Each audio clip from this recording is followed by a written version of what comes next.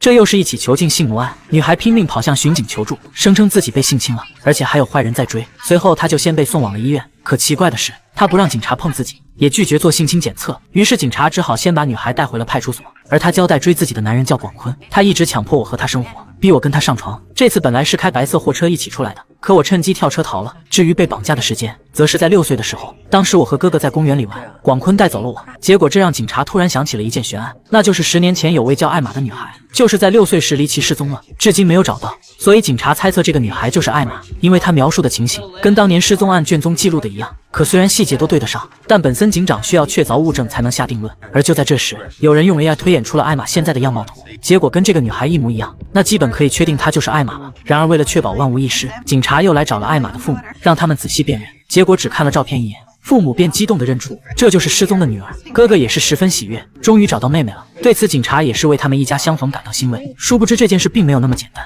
随后警察便安排双方见面了，并一一为艾玛介绍了家人。可艾玛离开时太小了，不记得家人了，但这并不要紧。母亲当即拿出了一张照片，是艾玛小时候和哥哥的合照。而后随着母亲讲述小时候的一些事，艾玛终于记起来了。一家人就这么欢欢喜喜相认了。却不料打脸的事随即接踵而至。就在警察继续调查绑匪之际，竟有了意外发现。交通监控显示，艾玛坐的竟是地铁，并不是他说的白色货车。而且从进出2个地铁口来看，也不是艾玛口中跳车的地点。所以这事就变得蹊跷起来了。于是为了弄清到底是怎么回事，警察又来到了艾玛家，提出采集家人的 DNA 进行比对。却不料这个再正常不过的要求，居然遭到了父亲的强烈反对，理由是不要再惊扰艾玛了。见状，警察只能选择退一步，然后以追捕绑匪为借口，要求再和艾玛谈谈。对此父母也不好再阻止了。可就在艾玛坚称是跳车逃生后，警察立马拿出了他坐地铁的视频，并提出了疑问：既然你没钱，是怎么坐地铁的？哪知艾玛称是求助路人。但就在警察继续追问更多细节时，艾玛竟语无伦次起来，最后头疼欲裂，急忙跑走了。见状，父亲也就对警察下了逐客令，两人没办法，只能先离开了。随后就和当年侦办失踪案的警局联系，发现艾玛说的全都是假话，他从始至终一直在编故事。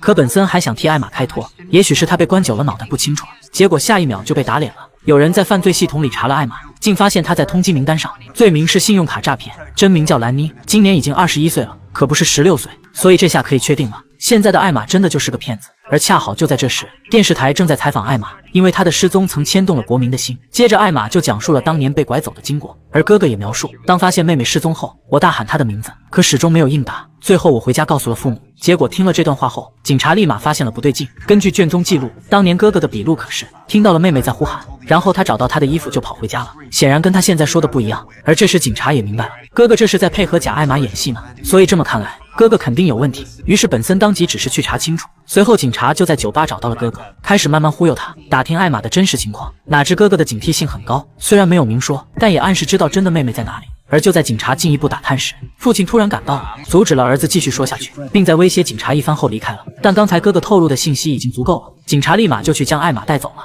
虽然父母极力阻止，但却改变不了什么。然而面对审问，艾玛仍是嘴硬，即使警察拿出了通缉令，她还是继续编造谎言，企图蒙混过关。但警察已经不想听了，严令艾玛老实交代，因为我们已经采集你的 DNA 比对了。至此艾玛才不得不放弃抵抗，可却埋怨警察为什么要拆穿我，本来现在大家都挺快乐的，我本无家可归，而艾玛的家人也很接受我。但警察可不管这些，骗子就是骗子。随后督促他老实交代。接着兰妮坦白是在新闻上看到艾玛家人一直在寻找女儿，希望某一天她能回来，而自己发现和小时候的艾玛很像，所以读了所有关于她的报道后，就趁机冒名顶替了。 I just wanted a family. What's wrong with that? There's nothing wrong with that. But they're not your family. But they want to be badly. I can tell. Bill and Karen. What about Glenn? Well, he wants me there most of all. He knows I'm not really Emma. He told you that? Pretty much. And he said how happy that I make his mom, and that I can never tell the truth, and that I can never leave. What else did he say about Emma? Just that she's never coming back. 这么一听，好像艾玛的失踪与哥哥有关呢。而这时兰妮也意识到了，她顿时害怕起来，担心受到牵连会被逮捕。不过警察当即给了机会，只要你合作就不会。最后兰妮只能乖乖配合警方，故意将哥哥约了出来，警察则在外面监听。随后兰妮便展开高明的骗术，忽悠哥哥说出艾玛的下落。男孩当然没有轻易上当，不过在兰妮的不断逼迫下，他还是没坚守住，终于承认那是场意外。而一听这话，兰妮也明白艾玛死了，对此哥哥也默认了。然后所有的录音就到了警方手里，并播放给了哥哥听。而眼见事已至此，哥哥也就崩溃坦白了，10年前根本没有绑架案，当年年幼的艾玛和我在家争执打闹，不料意外发生冲突，我失手将她重伤，最终艾玛不幸身亡。I just wanted her to stop. 原来哥哥真是凶手，但还有个疑问，就是艾玛的尸体是怎样处理的？因为当时哥哥也是个孩子，不可能独立完成的，肯定有人帮忙。最终哥哥承认那人就是父亲，于是紧接着警察又来到艾玛家，把父亲逮捕了。他可是帮凶，只有母亲还被蒙在鼓里，而整个家里也只剩他一个人了。随后父亲和检察官达成了协议，以坦白罪行换取将杀人罪降至过失杀人罪。接着父亲当庭公开承认了罪行。My daughter used to ask me who I loved more, her or her brother. I would tell her, how can you choose which of your own 2 feet you like best? I loved my Emma. When I lost her, I lost a part of myself. I would have rather lost all of myself than to discover her lifeless body. I breathed into her mouth. I pressed down on her chest. I felt her wrist for a pulse, but there was nothing. There was nothing I could do. And then I saw my son's life disappear before my eyes, before his own eyes. You know, that look, the guilt. No one should have to go through what he went through. No father should ever have to see their son like that. He loved his sister. I did what any father would do.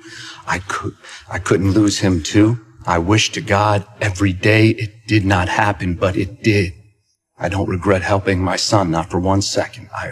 I did not think twice then, nor have I ever regretted that decision.